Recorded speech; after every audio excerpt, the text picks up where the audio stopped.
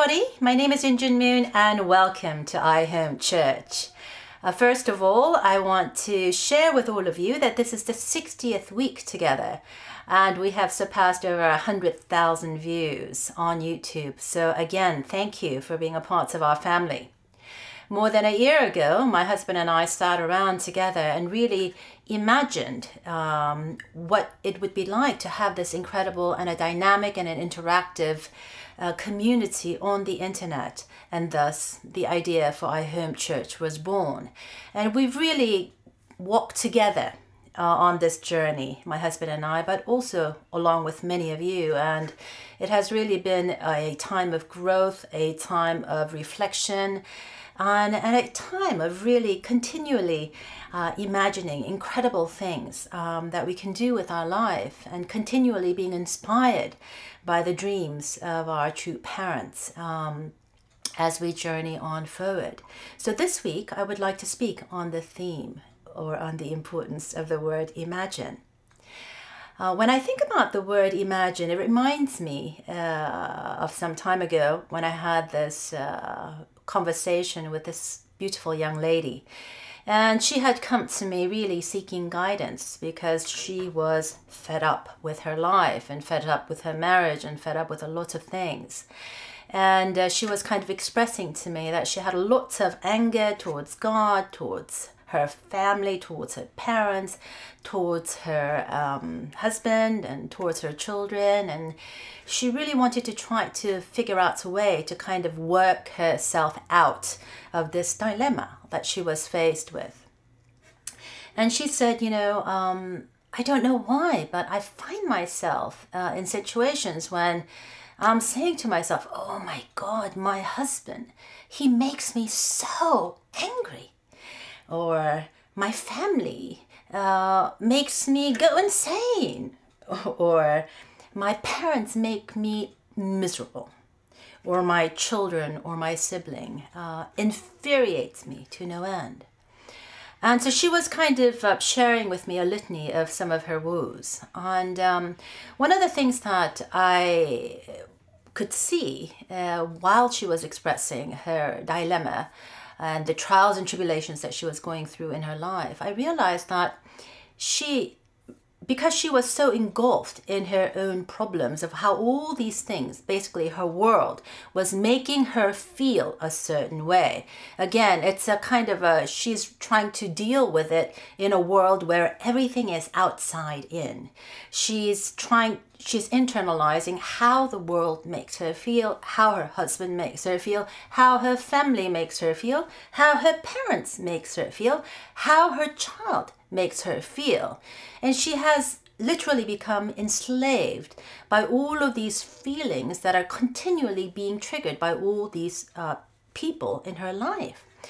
And so she was kind of caught in this quagmire of emotional volcanic eruptions, and she couldn't realize that she, in a way, forgot to be that divine daughter of God, that divine creative daughter of God. Creative meaning that God gave her the ability to imagine, or keep this visual imagery or an image in her mind of what she wanted to accomplish in her life. And in the course of our conversation, I said, you know, what do you want most out of your life? She says, I want a beautiful family. I said, bingo, guess what? That's exactly what God has wanted for over 6,000 years. You know, so what you want is exactly what God wants. But because she was so engulfed in her own pain, dealing with the outside in, all the triggers on the outside affecting her inner life, which resulted in inner turmoil and difficulty, she could no longer imagine this beautiful family really being her family. And because she couldn't find any proper role models in her life, she was literally wallowing, you know, almost sucking air and water, as if she was on this open sea and being washed and, you know, swamped by this huge tsunami type of waves. And, you know, it really kind of reminded me of this passage that True Father shared with us in January 2nd of 1983. True Father said, my father said, why do we have to marry? And then, because that was really one of the questions that she had, it's like, because I'm struggling so much, I really don't know if I want my kids to be married, it's just so difficult. Why do we have to get married? And so True Father answers that question by saying, well, why do we have to marry? It is because God exists with dual characteristics. A man and a woman reflect one of these aspects of divinity. Therefore, they must come together and unite to manifest the fullness of God's image. That is why marriage is the essential condition for your complete growth in the ideal of human love. So here Father talks about how, marriage is something that this young woman who's smack in the middle of it really is thinking, what's the point? Why do we all have to get married? Maybe it's better not to be married because I'm dealing with all of these triggers outside in that is really making me feel so miserable. But Father says we ought to be married because we want to experience or reflect the fullness of God's image, that being a man and a woman coming together in this beautiful unity of love. And then so the next logical question to be asking ourselves is, okay, if that's what we're supposed to do with our life, well, then how do we go about really creating this unity, manifesting the fullness of God's image and grow in the ideal of human love? Well, if we follow the chain of thought that my father is encouraging all of us, he is basically saying, look, we start on the process of creating this incredible and manifesting this incredible unity that represents the fullness of God's image in our life by understanding a very simple fact, which is that marriage, unlike how this young lady understood it, she understood it, marriage equals wreckage. I asked her, if I were to ask you, what does marriage equal? What would you say? And she said wreckage. But in the way that True Father is trying to help us understand it or to approach marriage is if I were to ask True Father, well, what is marriage? Father would say, well, marriage is the school of love. This is where we work on inside out, not outside in, responding to all the triggers that are externally attacking us and, and not being able to do it effectively, but really work from really tapping into the core of who we are or the essence of who we are. And starting from that point, become the kind of like this illuminous, incredible divine light into the world. That's going to change our lives, that's going to change the lives of our loved ones, that's going to change our family, that is ultimately going to change our society, nation, and world. And we decide to kind of approach our understanding of marriage as a school of love because we realize that it's within the context of a married life or a blessed life that we have number one, the courage to love. Only in the safety of a committed relationship can we really allow ourselves the courage to love, allow ourselves to be vulnerable, really allow ourselves to lay ourselves bare in front of another person, the honest, the real McCoy of who we are. And sometimes the real McCoy of who we are is not that beautiful. Some of us, have gone through many, many difficulties in life. But the willingness or courage to love, learn how to love in this context of a committed relationship is an incredible important first step. And when we realize that marriage is really the school of love where we work out, it's kind of like a workshop that allows us to come out of it being this incredible men and women of true love, we realize that the second thing that this marriage allows us to do is to really kind of, in an encouraging environment of a committed relationship, it allows us to learn how to practice the language of love.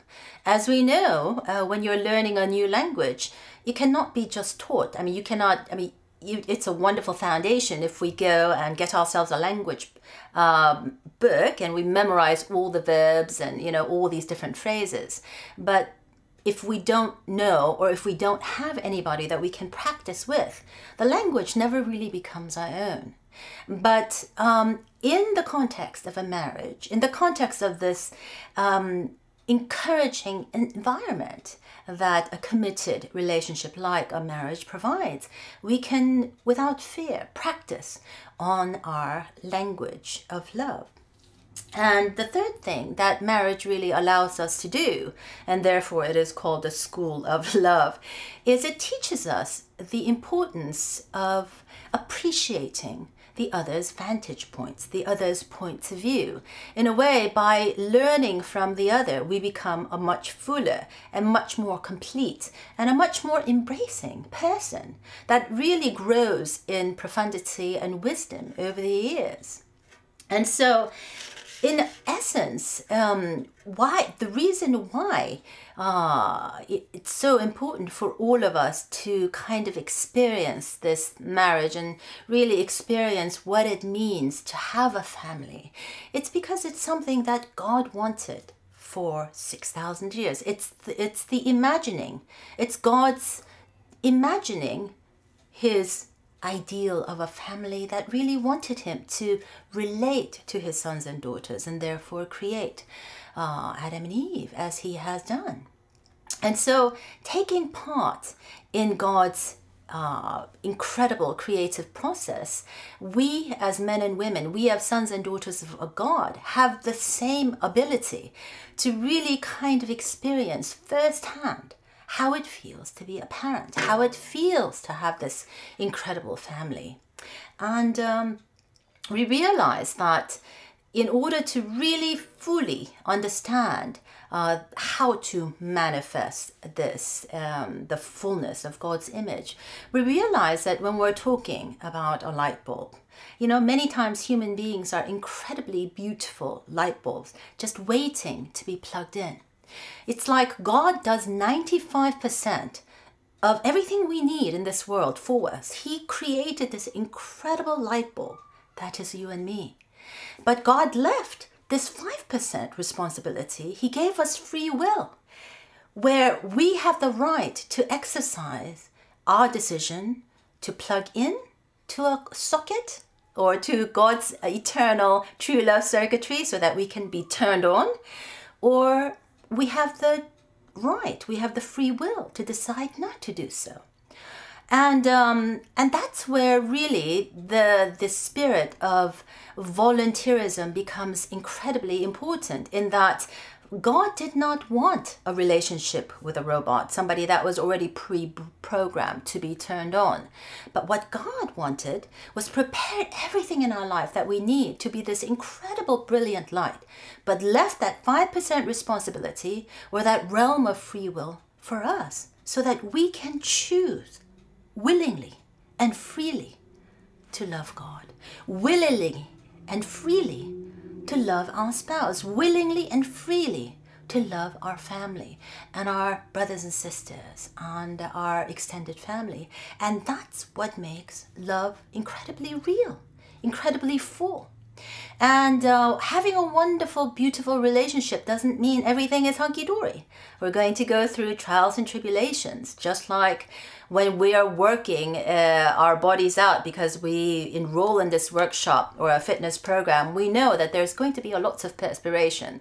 There's going to be a lot of huffing and puffing and stretching and building of resilience. But we know that it's going to lead us to a better physical body or a healthier person.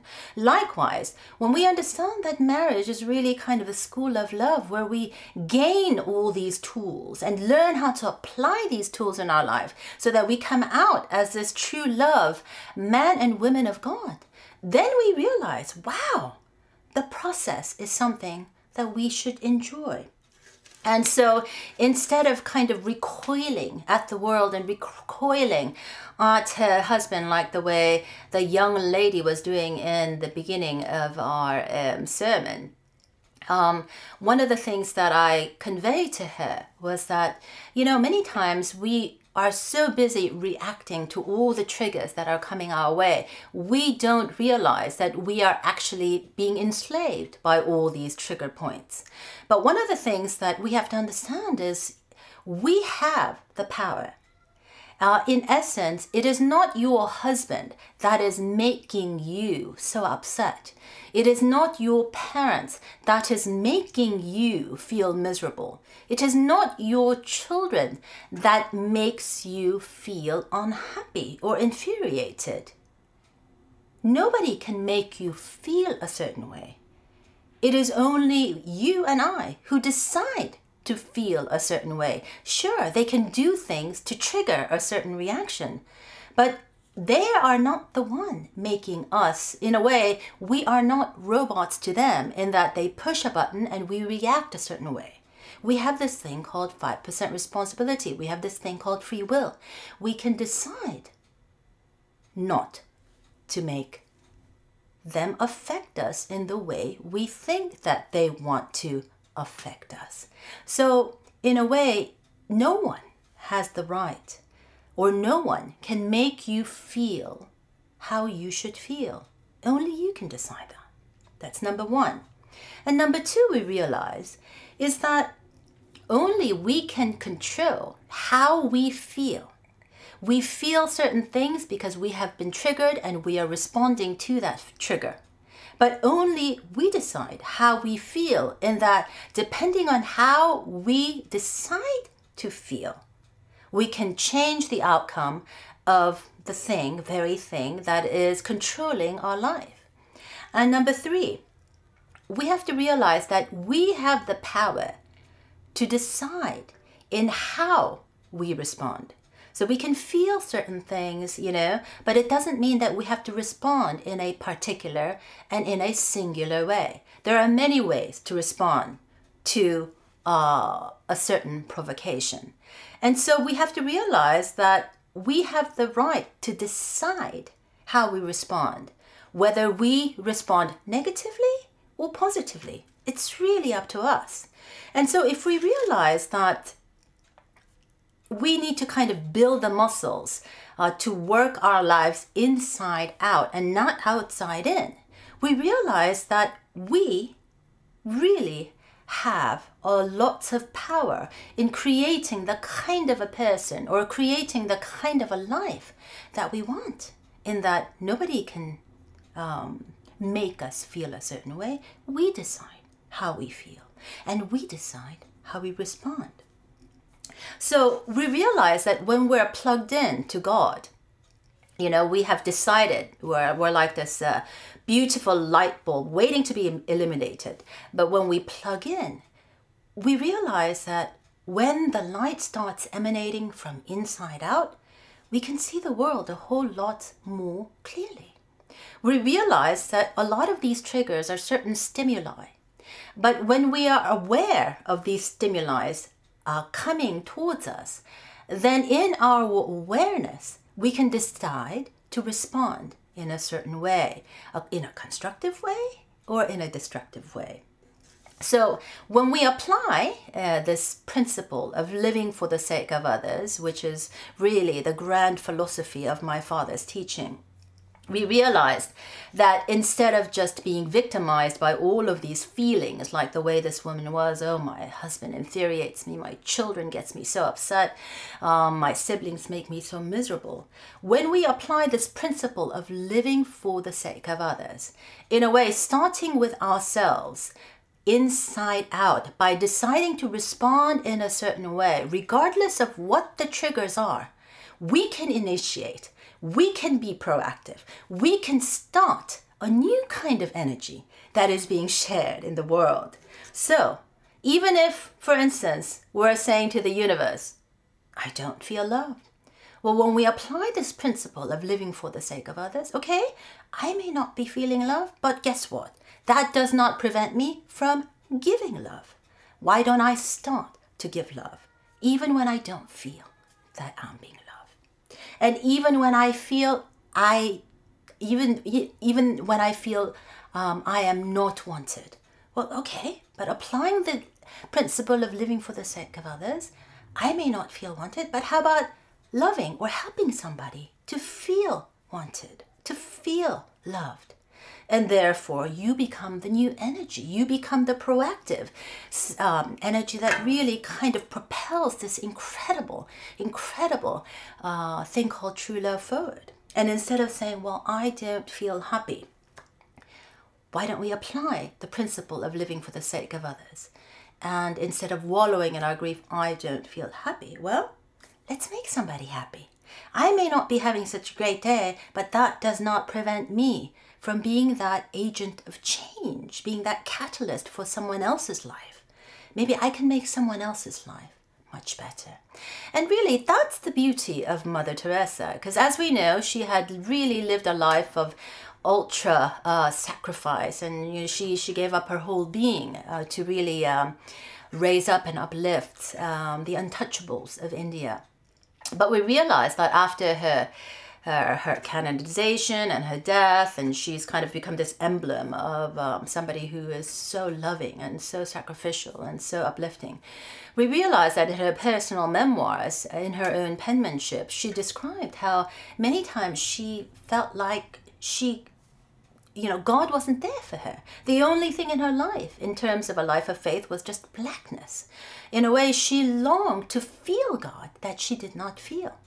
But again, what did she do? Applying the principle of living for the sake of others, she didn't wallow in her own personal state, but she decided, regardless of how all these triggers around the world are making me feel, I am going to decide to love. I am going to decide to believe. I am going to decide to give. And that's how she transformed her world and transformed the life of many, many thousands of people and millions of people around the world. And the same formula is applied through our true parents. Our true father, living a life of true love, was probably the recipient of the worst kind of hate, the worst kind of animosity and judgment and condemnation. But what did he do? He didn't allow those triggers to affect what he is going to give, what he is going to believe, or what he is going to love. He just kept right on going. And even if the world gave him all of this hatred, he gave back nothing but love, nothing but encouragement. And that's why we call him True Father. That's why we call our True Mother True Mother. That's why we call our father and mother our true parents. Because what God has imagined 6,000 years ago of wanting this beautiful family has taken place, brothers and sisters. We have the true parents of all mankind with us. We have a man and a woman standing victorious as the man and woman of true love. And unlike many hundreds and thousands of people that was really wallowing in this open sea of emotions and despair because they had no role model that they could really look up to and say, hey, true parents have dealt with this, but look how they're doing. Look what they have gone to accomplish. If they can do it, we can do it. In a way, in true parents, we have a role model. It's no longer just an imagination, but it's a manifestation, the fullness of God's image here on earth. And that's why we are incredibly blessed to be living at this time, because we cannot just imagine a true parent and a true family, but we can see it work in progress. And guess what? Anything that is a work in progress is messy. And, it is not the most beautiful process. There are a huge deal of difficulty. What God is envisioning in terms of this beautiful family is like this 3-tiered beautiful cake. But the process of cutting and molding and baking and whisking and finally putting all this batter together, and if the finishing touches of icing on the cake for anybody that has baked. Baking is a messy process. Likewise, building a family is a messy and a difficult process. But when we are sometimes wallowing in the batter, we don't see or we lose sight of the end goal, which is this incredible three-tiered cake that is going to bring tears to our loved ones. I know that if I baked my husband a beautiful three-tiered cake, he will certainly cry, especially if it happens to be a carrot cake. But it is this end goal that we have to continually always keep in mind, the visual imagery of what we want to create as we're kind of going through the process. And so that, many times in life we think, oh, well, all I need is the right husband or the right family or the right this and right parent, and I will be happy. And many times we feel, well, since everything is wrong in my life, I have the right to be wrong. I have the right to feel wrong. But that is not really the best way to go about life. Instead of saying, just because I feel my family is awful, well, I'm going to be awful. Just because I feel that God doesn't exist, because God is not there for me, doesn't mean God doesn't exist. Or just because I feel true father and true mother hasn't been all that for me, doesn't mean that they are not the Messiah or that they are not the true parents. And so in a way, we have to be careful not to kind of become victims of a lot of the triggers that make us feel a certain way, and realize the steps of how the stimulus is coming, be mindful of our awareness and our responsibility in that awareness to respond properly.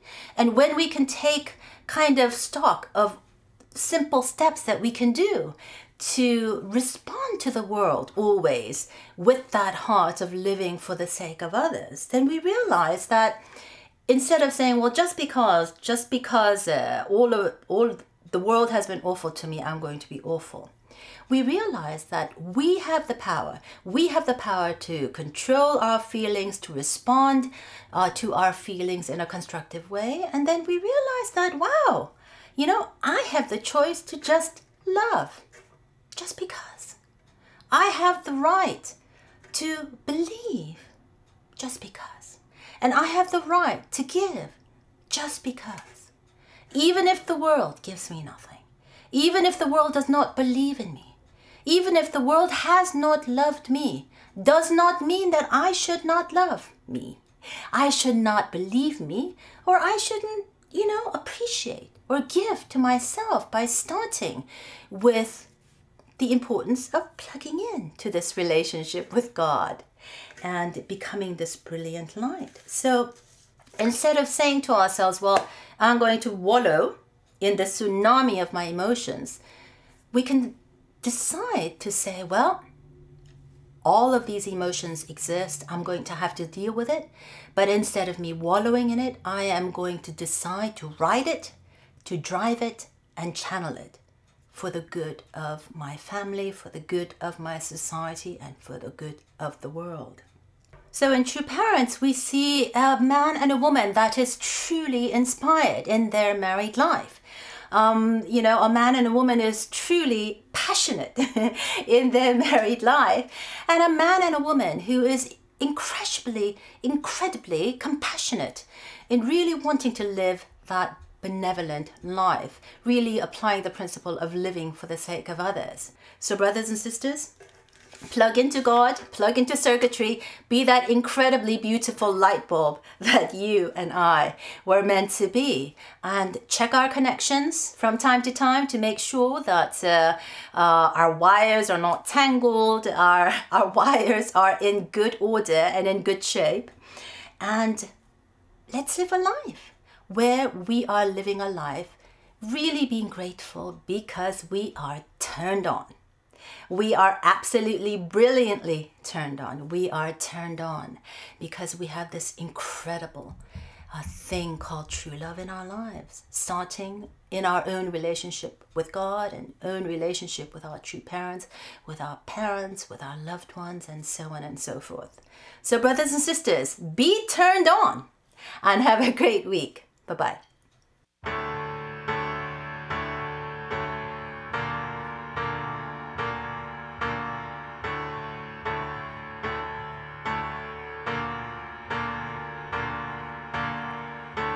Imagine there's there's no heaven. It's easy if you try. No hell below us, above us only sky. Imagine all the people living for today. Imagine there's no countries. It isn't hard to do. Nothing to kill or die for, and no religion too. Imagine all the people living life in peace. You may say I'm a dreamer, but I'm not the only one. I hope someday you'll join us when the world is one.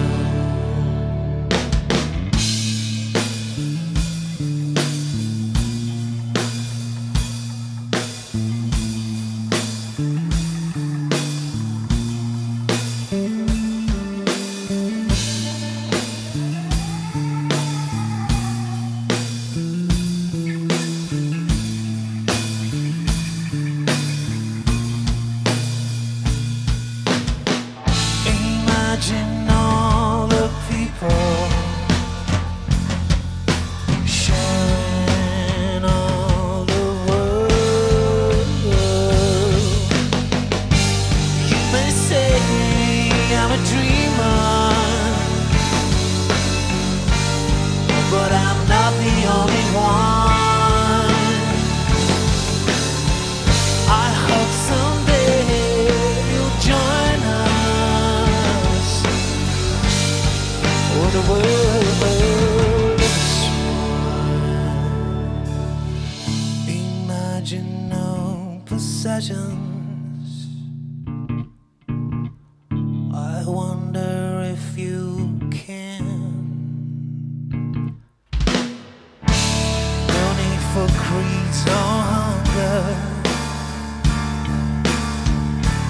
Brotherhood of man. Imagine all the people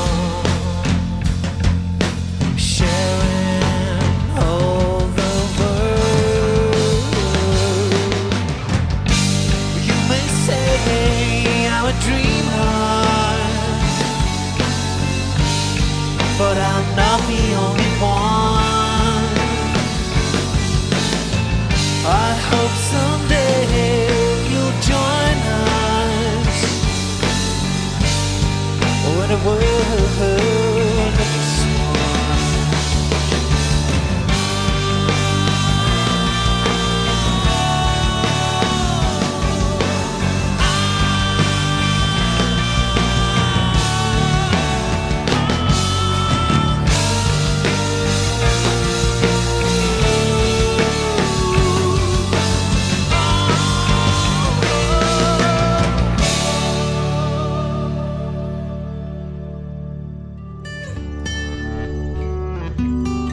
If you have any questions and comments, please leave them below the video or go to InjinMoon.com and use the contact form. And don't forget to subscribe to our email list. And for those of you who want to contribute to our home church, just click on the donate button. Thank you. Bye-bye.